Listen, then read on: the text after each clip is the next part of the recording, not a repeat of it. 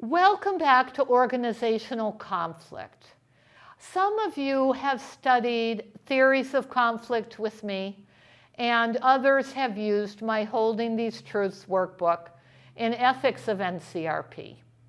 But for those of you who are not familiar with how I teach with the levels of conflict, it is critical that I review and introduce these levels of conflict today. The reason this is critical is every level needs to be considered in a complex system. And, not simultaneously or all at once, that would be impossible. But as you're doing your organizational needs assessment, for example, you might be asking what is the area that's most problematic? Where can we start that's fairly easy, where the organization might not be threatened or resistant to change? You might also be asking, where are we doing pretty well, and what could we build upon in order to build our organizational social capital? There's many ways of looking at this, and I'll say more as I turn to my PowerPoint with the levels of conflict resolution and peace building that I use throughout our program. Let's turn to that PowerPoint now. These are also the levels of conflict. Of course, they go together with resolution and peace building.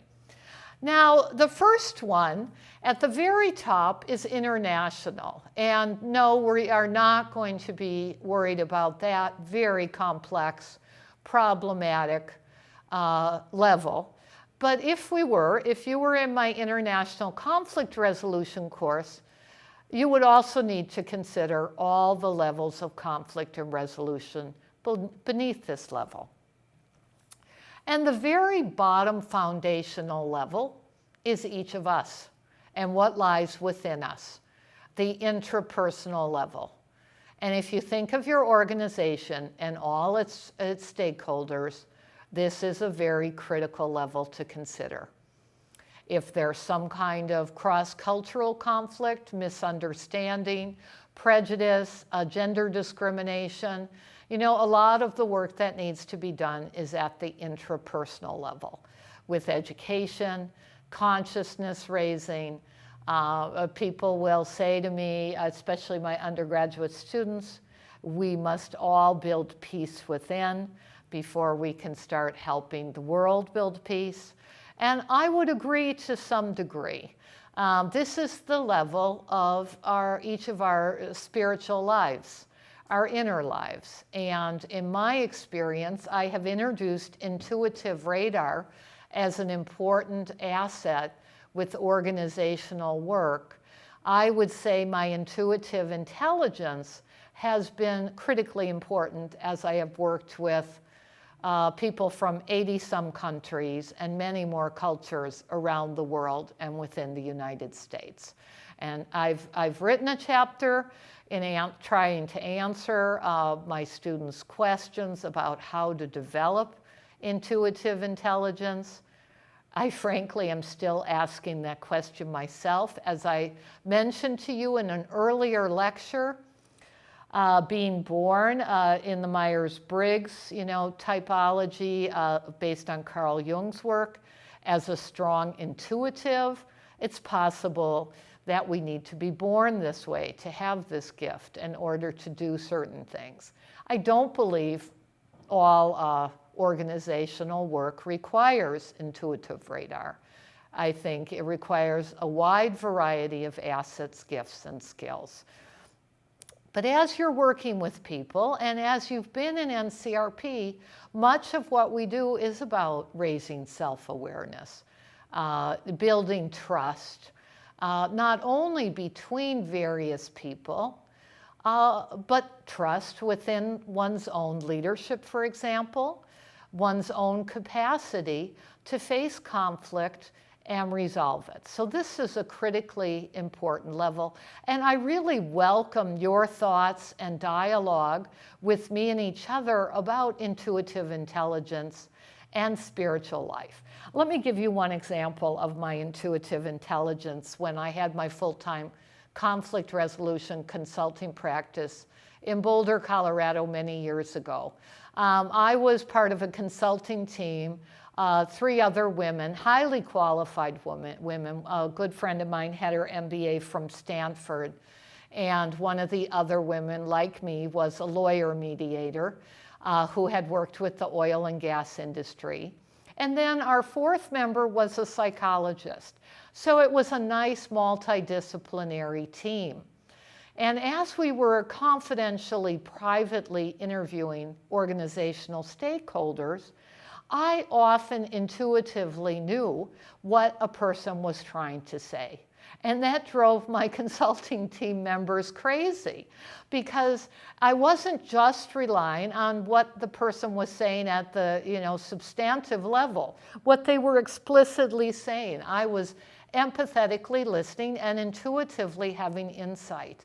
But that team of organizational members rehired me and not my team because they were so appreciative of that intuitive intelligence. So just one example of how important this level is. Now, at a cultural level, if you've got a multicultural organization, wow, the transformational work you can do in helping your organizational stakeholders deeply understand each other's culture and then embrace, their cultural assets.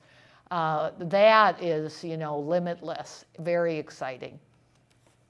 The next level is the one we normally imagine when we think of conflict.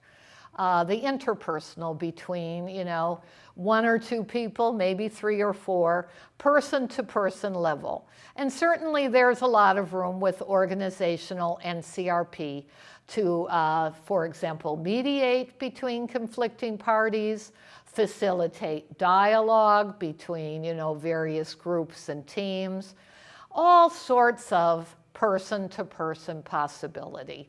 I don't think I need to go into many examples of this, but it can be the critical key that makes the difference in addressing whatever organizational conflict you're facing. 2 examples I want to give you.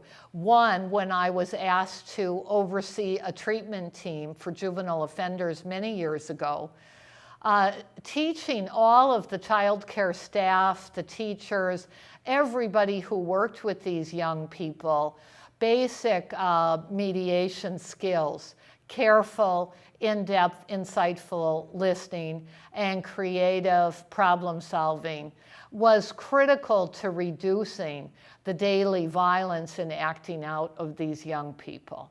So that, I would say, was interpersonal education. I also have mentioned the going postal situation where I was asked to mediate. And if I hadn't been able to build 2 strong interpersonal relationships with top-level management as well as an ethics officer, I don't think we would have been able to proceed with that mediation. Too many people in that organization at the intrapersonal level were rigidly stuck in their anger, their prejudice. They could not participate, but I was able to identify some of the stakeholders who could and were able to proceed effectively. Now, some of the challenge with that particular mediation was definitely intergroup. You have top-level management, you have middle-level management, you have supervised employees, you have unionized workers. There are all these groups. And if these groups internally are fueling hatred, hostility, antagonism, and prejudice towards people who do not belong to their group, it becomes, exponentially more problematic, because we have to work with somehow transforming that intragroup culture in order to effectively address whatever issue we're attempting to address. For example, President George Bush Jr. was infamous and actually has been written about in many scholarly publications because he expected groupthink within his internal inner circle. And I suspect our current president is the same, that if somebody dissents and disagrees, President Bush was known for firing that person at that moment. And if you have studied groupthink and theories of conflict, and I hope you have, you know that what we need and want is to actively encourage dissent within our inner circles so we don't make mistakes, so we don't look like fools. And so that might be part. Let me give you another example of when I've worked with intragroup organizational conflict. I mentioned earlier, years ago, the federal agencies were downsizing quite dramatically under President Clinton. And I was asked to help a team that had lost several of its members. This was actually a department within the agency. And the reason this intergroup asked me for help is many of the survivors, the people who still had their jobs, were still employed, felt incredible guilt and grief, loss with their colleagues who were gone. Now, some of those colleagues chose a golden handshake, an early retirement, but it didn't matter. They were really struggling. And they were also struggling with who the emerging leadership would be with this new group. And I was able to privately and confidentially coach them, meeting with individuals of the group. There's a lot of face saving that needs to go on, especially with, in my experience, some of the male members of the group. And we were able, with appreciative inquiry, recognizing everyone's assets, we were able to facilitate a healing, a coming back together in a positive way. So that's one example of that level. The intergroup is, the union management conflict. It's when two different groups are at war with each other.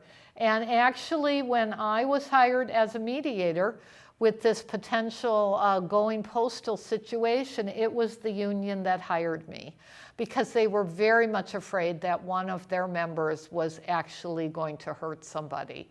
He had been coming to union gatherings with threats and, venting, and they were really terrified. But I was asked not only to work with the union, but to work with management and to work with all the various groups within that organization. So human resources, in this particular agency, there were scientists and engineers. I had to work with all these different groups, men and women. And I'm not going to say much about this. You learn about this in a variety of courses in our program. It's just something to be aware of as a level that needs to be addressed in organizational conflict. Now, the level right under international that I am going to end with today is systemic, and that's complex systems.